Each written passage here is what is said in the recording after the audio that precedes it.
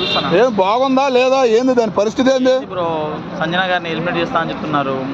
మళ్ళీ ఎలిమినేట్ చేసి మళ్ళీ లోపలికి పంపిస్తారంట. అప్పటిదప్పుడు మరి సీక్రెట్ రూమ్ కూడా లేదు. ఏమో మరి బయటికి తీసుకొచ్చి మళ్ళీ లోపలికి పంపిస్తామని చెప్తున్నారు.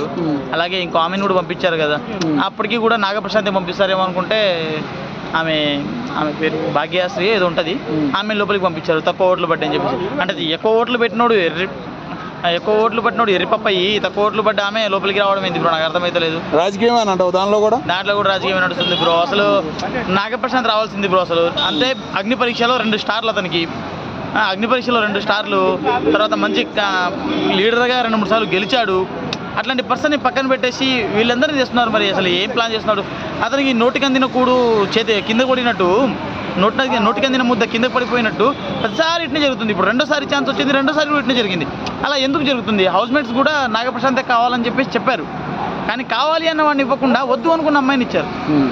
మరి అదేం లాజిక్కో అదేం ట్విస్టో అర్థమయ్యడం. అంటే టోటల్గా ఈసారి అమ్మాయిల్ని గెలిపించాలనే ఫీలింగ్తో జరుగుతుందని అంటున్నారు.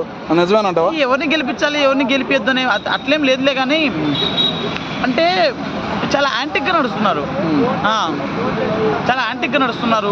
ఉల్టా నడుస్తుంది. అప్పట్లో ఉల్టా సీజన్ ఉండేది, కానీ అప్పుడు ఉల్టా ఏం జరగలేదు, కానీ ఇప్పుడు ఉల్టా జరుగుతుంది. అదే అర్థం అవడం లేదు. టోటల్గా ఎవరు గెలుస్తారంటావు చివరికి? ఇంకా 12 షోలు ఉన్నాయి, ఎవరు గెలుస్తారు? 12 వారాలు చూద్దాం. ఇంకో 5-6 వారాలు గడవని అసలు ఎవరి స్ట్రెంత్ ఏందో తెలుస్తుంది కదా. ఇప్పటికైతే కొంచెం పులిహార మిక్సింగ్లోనే ఉన్నారు అందరూ. ఇంకా పండు పాకానికి రాలేదు, పండు పచ్చిగానే ఉన్నాయి. పండ్లు పాకానికి వచ్చినప్పుడు మనం అది తర్వాత ఎప్పుడు పండుతాయో అప్పుడు చెప్దాం. పాకానికి వచ్చినాక. నీకు ఎవరు నచ్చలేదు? ఏమో మన సోల్జర్ పవన్, అతను స్టార్టింగ్లో వచ్చినప్పుడు నేను అతనికి సపోర్ట్ చేసినా, కానీ ఇప్పుడు కొన్ని రోజులు గడిచే కొద్దీ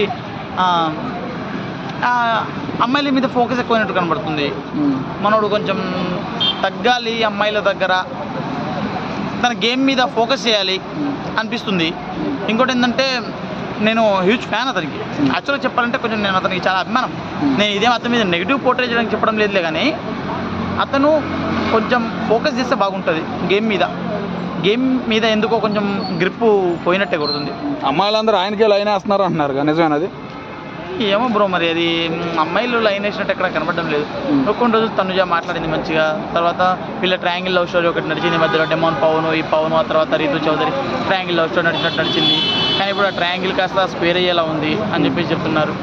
అదే చెప్తున్నా కదా, మనోడు ఈ అమ్మాయిలని కొంచెం పక్కన పెట్టి వచ్చిన పని ఏంది? తను స్టార్టింగ్లో అగ్ని పరీక్షకు వచ్చినప్పుడు నేను యాక్టర్ అవ్వాలి, నాకు ఒక యాక్ట్రెస్ అనే పేరు రావాలి, నాకు ఆర్మీ కన్నా నాకు యాక్టర్ ఫస్ట్ ఇంపార్టెంట్, నా దేశానికి సేవ చేసే అవకాశం నాకు వచ్చింది, నా వంతు నేను సేవ చేశాను, కానీ ఇప్పుడు నా గోల్ని కూడా నేను రీచ్ అవ్వాలి కదా అని చెప్పి తన గోల్ కోసం వచ్చినప్పుడు తన గోల్నే ఫోకస్ చేస్తే బాగుంటుందిలే. కానీ ఇలా ఒక అమ్మాయి ట్రాప్లలో పడి ఇబ్బంది పడడం అనవసరం అనిపిస్తుంది.